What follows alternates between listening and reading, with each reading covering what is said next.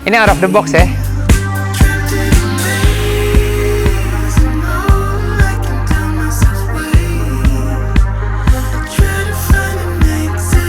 Begitu mobil ini jadi, gua pengen tunjukin ini legalisasi kendaraan custom Indonesia tuh valid.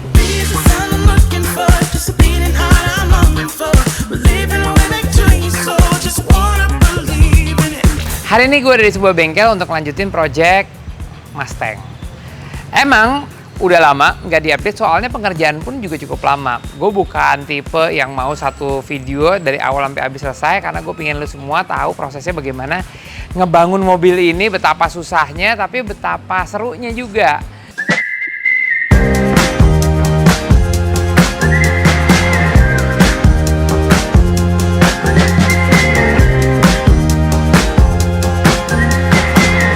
Jadi bodi Mustang sendiri kita import panel per panel dari Amerika. Lalu sampai di sini kita rakit seperti puzzle di sasis aslinya.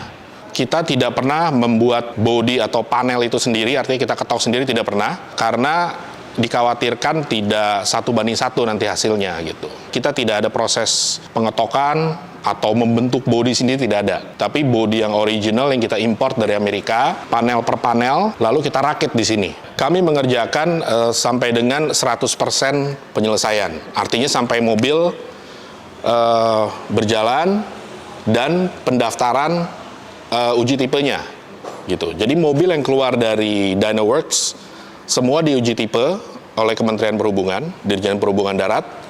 Setelah diuji tipe, keluar surat registrasi uji tipe, lalu kita daftarkan ke Samsat untuk pendaftaran ulang, karena ada pergantian bodi, gitu, rubah bentuk. Kenapa dari awal kita bilang mengikuti regulasi karoseri? Karena tujuan akhirnya adalah mobil ini layak untuk di jalan. Kemarin udah selesai dicat di Cemerlang Abadi.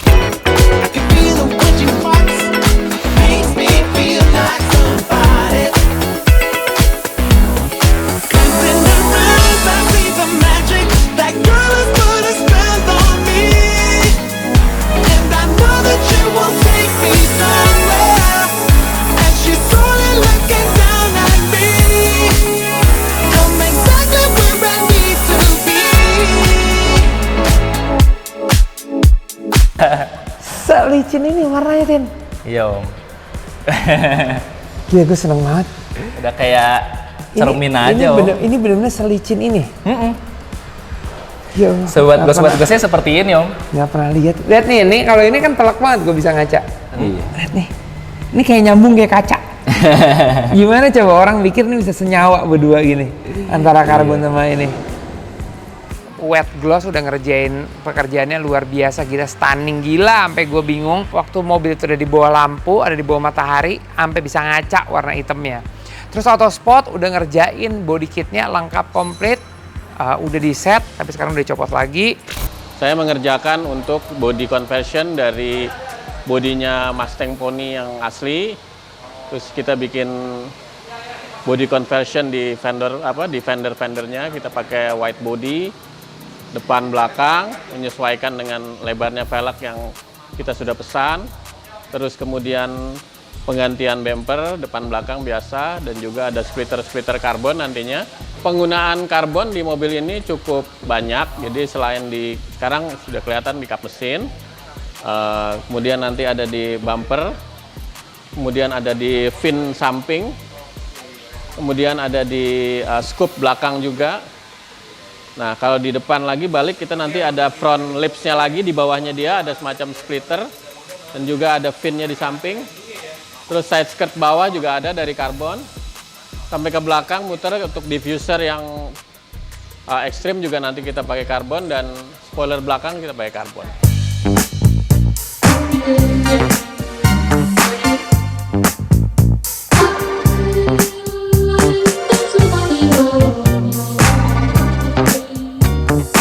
Kita masuk ke bengkel yang ngerjain mesin. Ini sekarang ada di AHT Garage. Mobilnya akan menggunakan mesin gearbox dan lain-lain sesuai dengan bawaan mobil aslinya V8, karena gue bukan penganut mobil ini untuk kebut-kebutan, karena mobil ini pure untuk mobil ngeceng. Dan rasanya 530 dengan mesin V8 3000 cc itu udah lebih dari cukup. Karena dulu kakek gue punya, gue selalu pakai mobilnya dan gue pakai bertahun-tahun kayaknya nggak ada masalah. So buat apa? Buat apa gue harus upgrade itu? Karena gue pingin smooth, AC dingin, bandingan enak, mobil kece, kita nikmatin mobilnya. Lalu sekarang mobilnya udah di depan gue karena udah cukup lama gue nggak lihat dia. Dan hari ini gue kayak temu kangen. Soalnya kemarin lo semua juga belum lihat gimana kombinasi body dengan kap mesin dan lain-lain. Lo lihat ini ya, karbon dan body. Gue sengaja bikin mobil warna hitam supaya nggak kayak Panda, karbon sama body. Cuman yang harus lo perhatiin semuanya adalah ini over fender ya, itu juga full karbon. Karena apa? Mungkin ada di video sebelumnya juga. Di sini ada potongan karbon ya yang terekspos dan ini nggak ada sambungannya. Artinya satu plat ini ya karbon, semuanya karbon. Dan itu kita kerjakan juga di BSD di Autosport. Tadi kan udah ngomongin ini bagian karbon, tapi semua pada protes, kenapa sih peleknya masih ini? You know what? Ini pelek sebetulnya cuma buat adjust doang, karena di dalam sana itu ada adaptor yang cukup tebal. Yang depan adaptornya kalau nggak salah 8 cm, yang belakang adaptornya 10 cm. Ya nanti tenang aja, peleknya nggak bakal pakai ini kok. Mesinnya sendiri emang udah lama dikerjain, jadi sekarang waktunya untuk naik. Ini mesinnya mesin standaran aja, udah refresh, total udah beres, refreshmentnya udah kelar. Tadi kita udah ngomongin masalah wiring, mau bagaimana, soalnya yang udah di checklist semua injektor, coil, TPS, idle up, ECT, oil temp, socket, sensor, crank sensor, bla bla bla bla bla, fan, magnet, semuanya udah lengkap. Gearboxnya manual, udah ready juga untuk masuk. Nggak ada yang ngakal-ngakalin, soalnya kan fondasi landasannya adalah 34. Yang jadi pembahasan gue hari ini adalah gue mau pakai ECU apa. Karena konsepnya gue pengen nanti pas dibuka, nggak ada kabel sama sekali, super clean, mobilnya neats, nggak ada kusut-kusutan, dan itu yang akan gue hindari dari spek standar yang penuh dengan box, airbox, kabel-kabel kusut gitu, enggak. Jadi akhirnya keputusannya gue akan pakai Max ECU dari Swedia, harganya super reasonable, nge-tune-nya feature-nya bagus, terus juga barangnya termasuk baru. Yang akan jadi pertimbangan adalah, oke, kita voting gimana? Kalau kita voting, gini ya. Kan mobil udah resto mode, udah full resto mode. Artinya gue akan ada PR untuk interior, ya. Nah, yang jadi perdebatan dari kemarin adalah gini. Apakah gue mau pas duduk itu mobilnya feels-nya klasik? Gue lagi ngadep ke depan ceritanya, feels-nya klasik.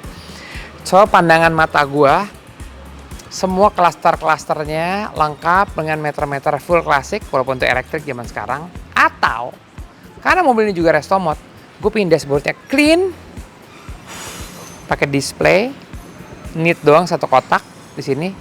Terus nanti akan ada audio full touchscreen. Jadi mobilnya ada kesan futuristiknya. Nah itu gue perlu banget bantuan kalian semua. Ayo kita voting lebih baik yang mana? Option 1 yang full klasik, mobilnya juga udah kayak begini bentuknya, atau gayanya full resto mode, semuanya pakai digital cluster, tapi nggak lupa sama interior dalamnya juga tetap akan berupa bentuk mobil ini secara klasik. Nah, interiornya warnanya apa? Nanti itu ke video berikutnya, karena video berikutnya gue akan ngomongin masalah interior. Karena gue suka mobil yang moncongnya panjang, tapi artinya di moncong yang panjang itu gue punya kebebasan suatu, depan fendernya harus flare. Nah belakang gue juga mau, tapi gue nggak mau kelebaran kayak RWB. Kenapa? Karena mobil Amerika itu mesti lebar ke dalam, karena bannya harus gendut kayak mobil drag. Ya kan harus ada filosofi itunya. Gue bisa aja bikin yang lebih lebar lagi, ya kan RWB style gitu kan. Tapi at the end of the day ya it's just another open flare aja gitu. Filosofinya apa? Kalau gue masih ada filosofi, karena Amerika mobil drag. Wah, dalam gede gitu kan. Ban belakang MIPI aja. Ban belakang setebel-tebelnya. Dan di mobil ada 2 set pelek. Nanti ada yang 18-nya. Peleknya putih kalau yang 18. Sampai di sini dulu videonya. Step by step udah gue tunjukin cara pembuatan mobilnya, dari mulai mobil standar sampai disobek, ditempel lagi bodinya, full reinforcement, landasannya semuanya normal, suspensi udah dikerjain juga sama ISC, jadi mobilnya udah full oke, rolling chassisnya. Dan kita akan ketemu lagi di video berikutnya yang lebih seru, kita ngomongin waktu mobilnya beres, ngerjain mesinnya, wiring dan lain-lain. Akan ada update berikutnya dan juga interior. Oke? See you.